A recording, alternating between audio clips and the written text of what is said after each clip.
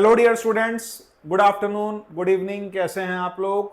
और हम लोग टॉपिक कर रहे थे work energy and power. And work energy and power के अंदर वी डिड वर्क वाला कंप्लीट किया, फिर हमने पावर किया। पावर करने के साथ साथ मैकेनिकल एनर्जी के अंदर kinetic energy, potential energy we did. Mechanical में काइनेटिक पोटेंशियल हमने दोनों कंप्लीट कर ली।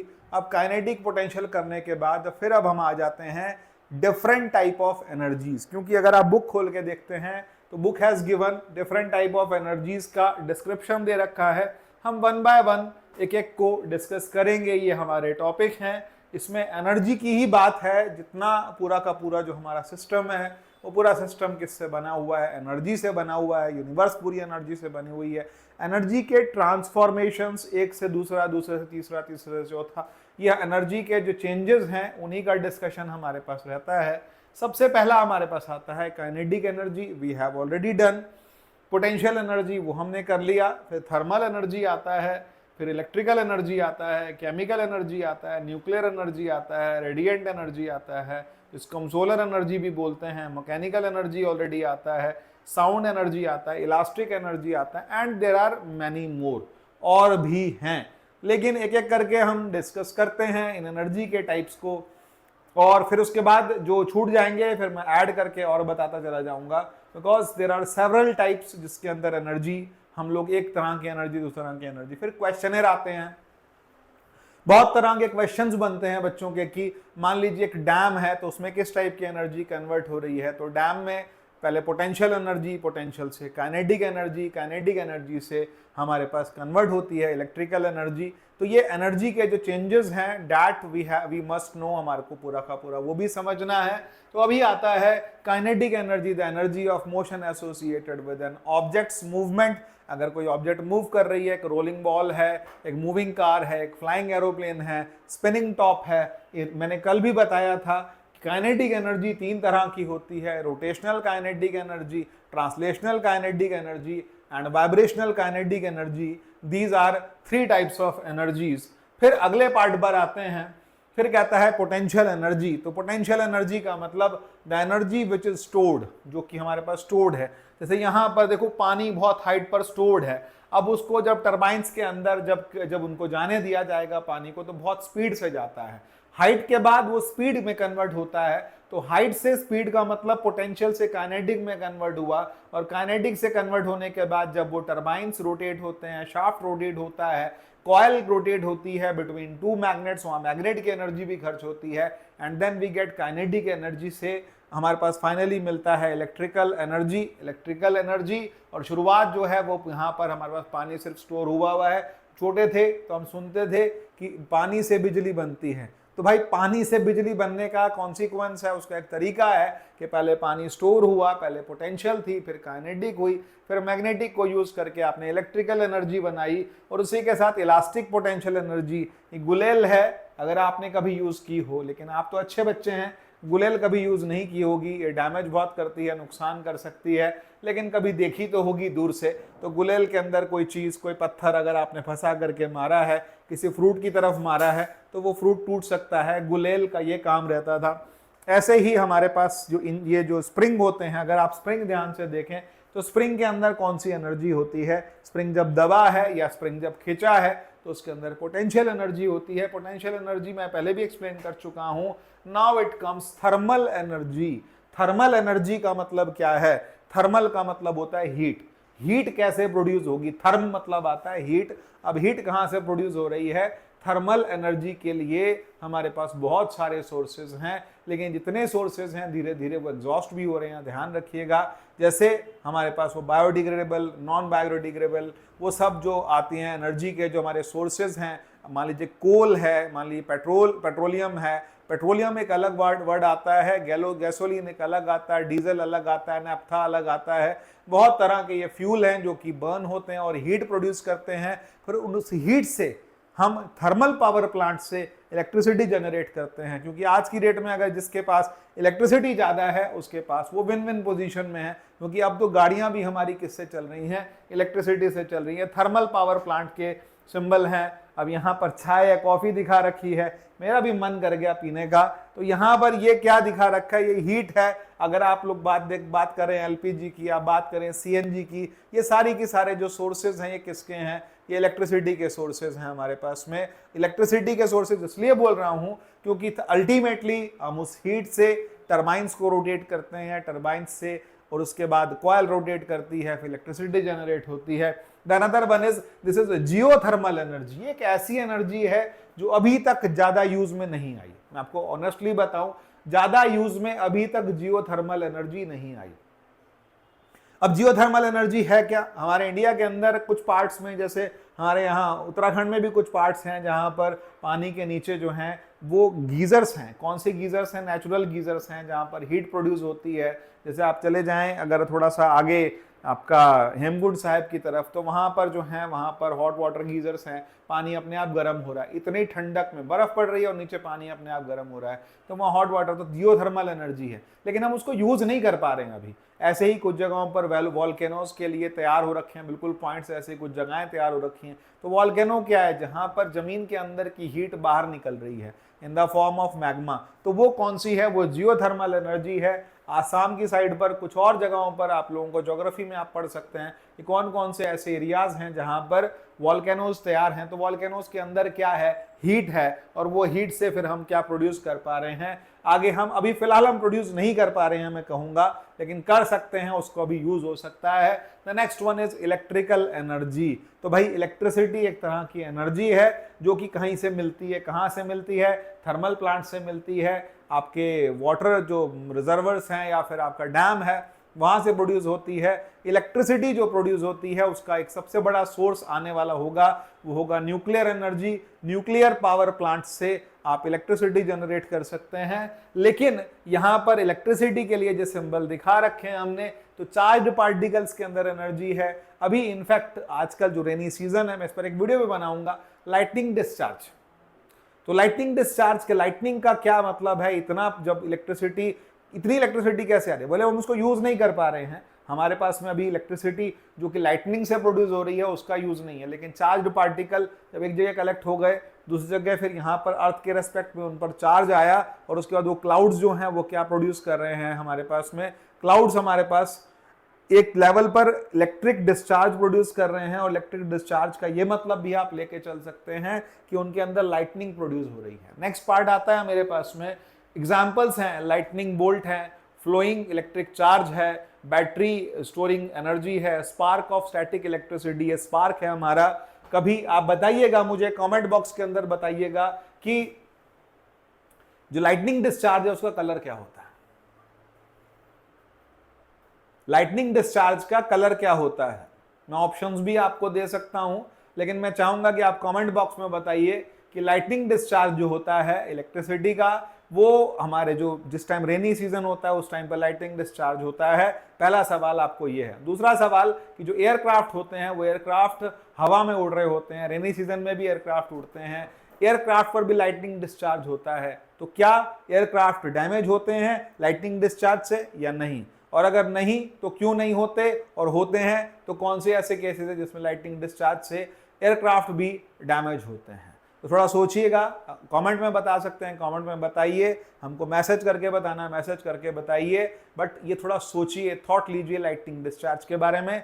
तो अभी हमारे पास इलेक्ट्रिकल एनर्जी हुई, इलेक्ट्रिकल एनर्जी के बाद नेक्स्ट पार्ट आता है केमिकल एनर्जी। तो भाई केमिकल एनर्जी कैसे हमने पढ़ ली, केमिकल एनर्जी होती क्या है। केमिकल एनर्जी का मतलब, जब आप एक बात समझिए, आपके घर में इन्वर्टर है, इन्वर्टर का क्या काम है, आपके पास जो एसी करंट आ रहा है उसको डीसी में कन्वर्ट करके इन्वर्टर को चार्ज किया जाता है। चार्जिंग मतलब क्या, there are few chemical changes which are taking place inside the battery. Battery के अंदर केमिकल चेंजेस आते हैं, तो वो केमिकल एनर्जी की फॉर्म में स्टोर हो जाते हैं। जब बिजली जाती है तो उस टाइम पर वो केमिकल एनर्जी किसकी फॉर्म में कन्वर्ट होती है, वो इलेक्ट्रिकल एनर्जी की फॉर्म में कन्वर्ट होती है। तो दीज चेंजेस, इन चेंजेस को हमने क्या नाम दे दिया, ये चेंजेस जो है हमारे पास chemical energy to electrical energy.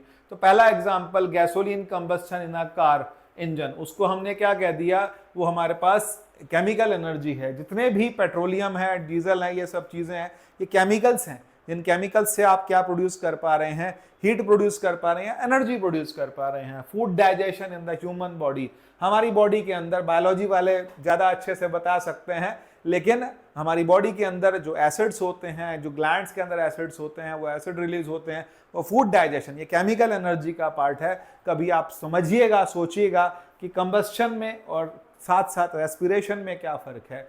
Combustion और रेस्पिरेशन बहुत स्लो चलता है, उसमें ऑक्सीजन और फ्यूल जो बॉडी के अंदर रहता है वो फिर हीट और एनर्जी प्रोड्यूस करता है। सॉरी, लाइट हमारे पास में हीट और एनर्जी प्रोड्यूस करता है, और साथ साथ अगर आप कंबस्शन की बात करते हैं तो वहाँ पर हीट भी प्रोड्यूस हो रही है, लाइट भी प्रोड्यूस हो रही है, वो अलग केस है। लेकिन रेस्पिरेशन एक तरह का स्लो कंबस्शन है, जो कि फ्यूल, जो कि फूड, जो हमारी बॉडी के अंदर है। तो ये केमिकल चेंजेस हैं। Battery acid reacting with metals के साथ जो एसिड रिएक्ट करता है, फायरवर्क्स, जो आप फायरवर्क देखते हैं, ये सारा का सारा किसका है, ये केमिकल एनर्जी का है। Now I am moving towards the next one, जी हमारा फ्यूचर है। ये फ्यूचर क्यों है, क्योंकि ये न्यूक्लियर एनर्जी की बात हो रही है। न्यूक्लियर एनर्जी जो है वो फ्यूचर किस लिए है, क्योंकि आने वाले टाइम में हमारे जितने रिजर्वर्स हैं वो सब कंज्यूम हो जाएंगे, फिर हमारे को एनर्जी की जरूरत पड़ेगी। तो उस एनर्जी के लिए हमारे पास जो चॉइस बचती है, या तो सोलर एनर्जी बचती है, और या फिर बहुत बड़ा सोर्स है हमारे पास न्यूक्लियर एनर्जी। न्यूक्लियर जो पावर प्लांट्स हैं एक लेवल सेफ हो जाएं, तो फिर उसके बाद हमारे पास में बहुत ज़्यादा प्रॉब्लम्स खत्म हो जाएंगी, क्योंकि हम न्यूक्लियर एनर्जी को, भाई इस बात को समझिए कि एक साइंटिस्ट ये कहता है कि एक ऑरेंज के पीस के बराबर अगर आप यूरेनियम को खर्च करते हैं तो उससे इतनी इलेक्ट्रिसिटी प्रोड्यूस होगी जिससे एक ट्रेन जो है वो 13 इयर्स तक बिना रुके चल सकती है। इतना क्या, हाँ इतना, 13 साल तक एक ट्रेन बिना रुके चल सकती है। किससे, एक ऑरेंज के पीस के बराबर यूरेनियम से। बस सेफ्टी वाला पार्ट है, क्योंकि उसका जो वेस्ट है वो भी क्या है, खतरनाक है। उसका जो रेडिएशंस है वो भी थोड़े डेंजरस हैं। नहीं तो हर ट्रेन के अंदर एक अगर आपने यूरेनियम पीस लगा दिया तो उससे न्यूक्लियर एनर्जी जो है वो किसमें, इलेक्ट्रिसिटी में कन्वर्ट होगी, और आगे आप यूज कर सकते हैं। बट जितना कहना आसान है उतना ही उसका अपोजिट करना बहुत मुश्किल है, क्योंकि सेफ्टी कंसर्न आता है। लेकिन हम समझते हैं कि न्यूक्लियर के अंदर दो चीजें होती हैं, एक न्यूक्लियर फिजन होता है, एक न्यूक्लियर फ्यूजन होता है। छोटे छोटे न्यूक्लियाई का मिल जाना वो फ्यूजन होता है, और बड़े न्यूक्लियस का छोटे न्यूक्लियाई में ब्रेक हो जाना दैट इज फिजन। लेकिन यहीं पर फिजन और फ्यूजन जो हैं, ये केसेस जो आते हैं, फिजन का मतलब बड़े, लेकिन अगर फिजन जो है वो बहुत तेजी से हो रहा है, उसको स्लो डाउन कर दिया जाए, उसको स्लो डाउन करें। और वो स्लो डाउन किस में होता है, न्यूक्लियर रिएक्टर में। रिएक्टर जो है वो स्लोली उसका यूजेज करता है, और जब स्लो यूज होता है तो उसकी वजह से इलेक्ट्रिसिटी आप जनरेट कर सकते हैं। हमारे यहाँ कभी आप पढ़िएगा, भाभा एक न्यूक्लियर पावर प्लांट है, बहुत ज़्यादा फेमस है, बहुत ज़्यादा फेमस है। और भी कई तरह के न्यूक्लियर पावर प्लांट्स हैं जिनके बारे में आपको पता होना चाहिए। तो nuclear energy is the future. The next one is, हाँ जी, नेक्स्ट आ गया रेडिएंट एनर्जी, या फिर हम बोल देते हैं यहाँ पर दूसरा नाम ले लिया जाए सोलर एनर्जी, क्योंकि हमारे जो पूरा यूनिवर्स है उसमें कई तरह की कॉस्मिक रेज हैं, इलेक्ट्रोमैग्नेटिक वेव्स हैं। इन इलेक्ट्रोमैग्नेटिक वेव्स के अंदर विजिबल भी है। देखो, जब लाइट की बात आती है सिर्फ इतना नहीं है कि हम देख रहे हैं, देखने वाला पार्ट तो बहुत छोटा है, हमारे को देखने के लिए बहुत कम मिला है। 4000 एंगस्ट्रॉम से 8000 एंगस्ट्रॉम के बीच में हम देख सकते हैं, बाकी हम देख नहीं सकते। लेकिन वो रेडिएशंस जो हैं इस यूनिवर्स में हैं, अल्ट्रावायलेट रेज हैं, इंफ्रारेड रेडिएशंस हैं, गामा रेज हैं, एक्स रेज हैं, और भी कई तरह के रेडिएशंस हमारे पास में हैं। वो रेडिएशंस जो हैं वो हम यूज कर सकते हैं किस काम के लिए, एनर्जी प्रोड्यूस करने के लिए। और जैसा कि अभी आप देख रहे हैं, इंडिया के अंदर बहुत बड़ा रेवोल्यूशन इस चीज़ का आया है। जितनी भी नदियां हैं, जितने भी कोस्टल एरियाज हैं, जितने भी आप ये मान के चलिए जो ज़मीन जो है बंजर ज़मीन है, जो यूज़ नहीं हो सकती, वहाँ पर सब में पूरे में हमारे पास सोलर पावर प्लांट लग गए हैं। घर के ऊपर आप सोलर पावर प्लांट लगा सकते हैं, गवर्नमेंट उस पर सब्सिडी देती है। रीज़न क्या है, क्योंकि वहाँ से जो हीट आएगी, रेडिएशंस आएंगे, वो फ्री ऑफ कॉस्ट है। उस रेडिएशंस को आपने अपने डिवाइस की हेल्प से, उसके अंदर छोटे छोटे सेल होते हैं, और उन सेल को हम क्या बोलते हैं, उन्हें हम जंक्शन सेमीकंडक्टर्स होते हैं। वो सेमीकंडक्टर्स के ऊपर जब लाइट फॉल होती है तो उनमें आने वाला करंट बढ़ जाता है। जब करंट बढ़ जाता है। ऐसा नहीं है करंट नहीं होता, करंट होता है, थोड़ा करंट होता है, लेकिन रेडिएशन से वो करंट बढ़ जाता है, जिसकी हेल्प से हम इलेक्ट्रिसिटी ज्यादा बना सकते हैं और उस इलेक्ट्रिसिटी से हम घर की कई चीजें पूरी कर सकते हैं। पहले तो हम छोटे थे तो हम देखते थे छोटे छोटे सोलर वाले क्या होते थे, कैलकुलेटर होते थे। अब कैलकुलेटर क्या, टीवी क्या, गीजर क्या, हर चीज आप चला सकते हैं with the help of solar energy. तो भाई सोलर एनर्जी वाला केस आ जाता है, sunlight shining on earth, radio waves broadcasting music, x rays used in medical imaging, और उसके साथ साथ laser light cutting through metals. ये सब चीजें किसके हैं, रेडिएंट एनर्जी है। मेरा मेन फोकस यहाँ सोलर था, लेकिन ये रेडिएंट एनर्जी भी आती है हमारे पास, रेडियो वेव्स ब्रॉडकास्टिंग म्यूजिक। उसके बाद x rays using in medical imaging हमारे पास है। इवन लेजर से कई तरह के ऑपरेशंस किए जाते हैं, लेजर से मेटल्स तक को, ग्लास तक को काटने का यूज किया जाता है। ये हमारे पास रेडिएंट एनर्जी है। फिर आ गई मैकेनिकल एनर्जी, वो हम ऑलरेडी कर चुके हैं। मैकेनिकल एनर्जी या तो ऑब्जेक्ट के पास पोजीशन हो या फिर ऑब्जेक्ट के पास मोशन हो। पोजीशन की वजह से, मोशन की वजह से जो एनर्जी होती है उसको हम क्या नाम दे देते हैं, दैट इज मैकेनिकल एनर्जी। ये मेरे पास में मैकेनिकल एनर्जी आती है। और उसके बाद आता है साउंड एनर्जी। भाई साउंड एनर्जी इतनी ज्यादा यूजफुल है कि आप साउंड एनर्जी का केस लेकर के चलिए। हमारे पास जितने भी साउंड के केसेस हैं, साउंड में जैसे रिंगिंग बेल है, म्यूजिकल इंस्ट्रूमेंट्स हैं, ये वाइब्रेशंस हैं जो कि एक जगह से दूसरी जगह पर गए और किसी के जो सामने वाले के ईयर ड्रम में जो वाइब्रेशन गए उसी वाइब्रेशन से। लेकिन sound can travel in air only, या फिर किसी मीडियम में। आप मून पर जाकर के दो लोग बात नहीं कर सकते, क्योंकि वहां क्या नहीं है, एटमॉस्फेयर नहीं है। ऐसे ही आप कभी स्पेस में चले जाएं तो वहां दो लोग आपस में बात नहीं कर सकते, क्योंकि वहां क्या नहीं है, वहां पर मीडियम नहीं है। तो for sound we require an elastic medium, एक इलास्टिक मीडियम चाहिए। और ये साउंड एक तरह की क्या है, एनर्जी है। अब आप लाउड स्पीकर चला रहे हैं तो लाउड स्पीकर के अंदर क्या होता है, लाउड स्पीकर के अंदर इलेक्ट्रिकल एनर्जी साउंड एनर्जी में कन्वर्ट होती है। ये जो माइक्रोफोन लगा है मेरे साथ में, ये किस लिए लगा रखा है, ये माइक्रोफोन जो है, ये माइक्रोफोन देखो। अब इस यहीं पर अब हम इन कॉन्सिक्वेंसेस पर आ जाएं, अगर इन एग्जांपल्स पर आ जाएं। मैं बोल रहा हूं, मेरी साउंड एनर्जी ये माइक्रोफोन पकड़ रहा है, माइक्रोफोन पकड़ करके वो उसे पल्सेस को इलेक्ट्रिकल एनर्जी में कन्वर्ट करेगा। इलेक्ट्रिकल एनर्जी के बाद यही इंफ्रारेड रेडिएशंस को बना करके इसके साथ जो दूसरा पार्ट लगा हुआ है उसको यहां पर डिलीवर करेगा, और वहां से फिर इलेक्ट्रिक पल्सेस, और इलेक्ट्रिक पल्सेस के बाद फिर दोबारा से वो उस कंप्यूटर में सेव हो जाएगा, और फिर वो दोबारा साउंड की फॉर्म में प्रोड्यूस कर जाएगा। जब यही वीडियो शाम को ब्रॉडकास्ट होगी तो यही वीडियो के अंदर यहां पर ये साउंड आपको ऐसे के ऐसे मिलेगी। तो ये क्या है, ये चेंजेस हैं। आप मोबाइल में किसी से बात कर रहे हैं तो मोबाइल में आपने बोला तो उसका रिसीवर क्या कर रहा है, वो साउंड एनर्जी को किसमें कन्वर्ट कर रहा है, साउंड को पहले पल्सेस की फॉर्म में, इलेक्ट्रिक पल्सेस की फॉर्म में कन्वर्ट कर रहा है। फिर उससे सिग्नल जा रहे हैं, फिर वो सिग्नल जो है वो दूसरे रिसीवर, दूसरे वाले टावर पे जाएंगे। पहले ये टावर ढूंढेगा, फिर दूसरा टावर ढूंढेगा, फिर उस पर्सन के पास जाएगा, और इतनी देर के अंदर वहां पर इलेक्ट्रिक पल्सेस, पहले रेडिएशंस, फिर पल्सेस, और उसके बाद फिर साउंड प्रोड्यूस होगी। ये इतना हमारे लिए जितना सोचेंगे ना इसके बारे में तो बहुत अच्छे से समझ लेंगे कि कैसे हमारे ये ट्रांसमिशंस हो रहे हैं।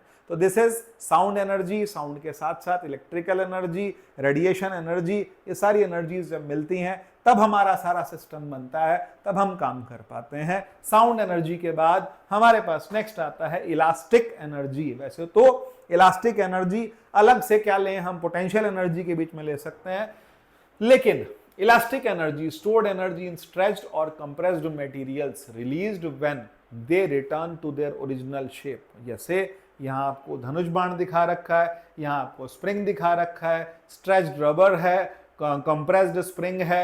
एक बंजी जंपिंग के लिए जो बंजी जो लगा रखा होता है उसके अंदर जब लोग कूदते हैं फिर दोबारा आते हैं ऊपर, वहां पर हमारे पास जो ये रोप लगी होती हैं, ये इलास्टिक रोप्स होती हैं। और कितने भरोसे के साथ कोई कूदता है, मुझे आपको बोले कूदने के लिए, वैसे बच्चों के लिए तो बिल्कुल नहीं, 18 से नीचे वालों के लिए तो है ही नहीं, लेकिन कूदने वाले जब कूद रहे होते हैं तो वो किस भरोसे कूदे हैं, इस मटेरियल के भरोसे। अगर ये मटेरियल खराब निकला तो गए, हमेशा के लिए जिंदगी से हाथ धोना पड़ेगा। तो ये इतना पार्ट जो है ये क्या है, ये हमारे पास इलास्टिक सब्सटेंसेस हैं, इलास्टिक स्प्रिंग्स हैं जिनके भरोसे हम आगे चल रहे हैं। इवन आप रेलवेज में भी देखें तो रेलवे के जो कोचेज होते हैं उनके नीचे बड़े बड़े स्प्रिंग लगे होते हैं। वॉल्वो जिसके अंदर आप बैठते हैं तो उसके अंदर बिल्कुल ऐसे बैठते हैं, उसका सस्पेंशन इतना बढ़िया है, बाहर कुछ भी हो हमें झटका नहीं लगता। झटका क्यों नहीं लग रहा? उसका सस्पेंशन अच्छा है। सस्पेंशन का मतलब उसके अंदर इलास्टिक एनर्जी, बहुत इलास्टिक्स जो है वो बहुत सही लगा रखे हैं, स्प्रिंग बहुत सही लगा रखे हैं, जिनकी हेल्प से हम लोग अपने आप को कैसा फील करते हैं, अपने आप को सेफ फील करते हैं। The next one is the type of energy which are interconnected. देखो जी, हवा, विंड, विंड से विंडमिल, विंडमिल का रोटेशन, रोटेशन से मैकेनिकल एनर्जी, मैकेनिकल एनर्जी से वो रोटेट करेगी कॉइल, मैग्नेट्स के बीच में क्या जनरेट होगी? इलेक्ट्रिसिटी, इलेक्ट्रिसिटी से आपने क्या जला दिया? बल्ब। ये कोरिलेटेड है चीज। अब बल्ब, यहां लाइट आ रही है, हीट आ रही है, ये वाला बल्ब तो हीट भी देता है, ये ट्रेडिशनल बल्ब है, तो ये कैसे आ रहा है भाई? ये केस कैसे बन रहा है? हमारे पास एक तरह की विंड एनर्जी जो थी वो इलेक्ट्रिकल एनर्जी में कन्वर्ट हो रही है। ये है हमारे पास चेंजेस सब्सटेंसेस के कई तरह के। अब जैसे हमारे पास एक आता है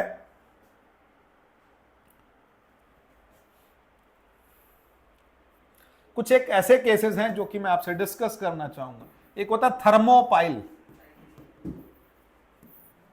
अब ये थर्मोपाइल क्या है? थर्मोपाइल का मतलब होता है दो मेटल पीसेस लिए जाते हैं, दो मेटल पीसेस में एक जगह एंटीमनी लिया, एक जगह बिस्मथ लिया, एक एंड को कोल्ड रखा गया और एक एंड को हॉट रखा गया। ये देखने में आता है कि इन दो एंड्स के बीच में थोड़ा सा करंट फ्लो होता है। इसमें बनता है ABC, antimony to bismuth via cold junction. Current आता है, कितना करंट आता है? पूरे गांव को बिजली दे दे? नहीं, मिली एम्पियर में बहुत थोड़ा सा करंट आता है। बट ये केस क्या है? ये केस जो है इसलिए गिनवा रहा हूं because heat energy to electrical energy. Electrical से हीट के बहुत एग्जांपल मिलेंगे।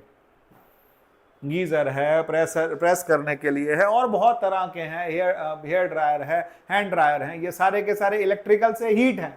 But here I am talking about heat to electrical. ये किसका केस है? Heat to electrical. ऐसे ही एक और केस आता है मेरे पास, सेकंड केस आता है जिसको हम क्या बोलते हैं? माइक्रोफोन। अभी जिसकी बात मैं कर रहा था, तो माइक्रोफोन क्या करता है? देखो, लाउडस्पीकर क्या कर रहा है? इलेक्ट्रिकल को साउंड में कन्वर्ट कर रहा है, लेकिन माइक्रोफोन क्या करता है? साउंड को इलेक्ट्रिकल में कन्वर्ट कर रहा है। हम ऐसे डिवाइसेस की बात करें जहां एक ऑब्जेक्ट का दूसरे में कोरिलेशन हो, एक एनर्जी का दूसरी एनर्जी में कोरिलेशन हो। अगर आप बोलें कि एक ट्रक को रोका गया है, जब आपने एक ट्रक को रोका तो ट्रक को रोकने में आपने ब्रेक लगाई, ब्रेक लगाने से क्या प्रोड्यूस हुई? हीट प्रोड्यूस हुई। तो ब्रेक लगाने से जब हीट प्रोड्यूस हो रही है तो वहां क्या हो रहा है? साउंड भी प्रोड्यूस हो रही है। तो वो कौन सी एनर्जी है? तो कहता है mechanical energy to heat and sound energy. तो these are few types of energies जो कि चेंज होते हैं। आप हमसे और भी पूछ सकते हैं कोई भी तरह की चीज। आप फैन देख लें, आप कैमरा देख लें, कैमरा में क्या है? कैमरा के अंदर जो हमारे रेडिएशंस हैं वो कैमरा कैच कर रहा है, कैच करके उनको इलेक्ट्रिक पल्सेस में कन्वर्ट कर रहा है, इलेक्ट्रिक पल्सेस की फॉर्म में वो फिर कंप्यूटर के अंदर कोडिंग करके वो वहां के वहां स्टोर हो जाती है। So there are many things around which we should see, observe, and then we can ask the questions from our teachers, mentors. You are always welcome. Thank you. पढ़ते रहिए, खुश रहिए।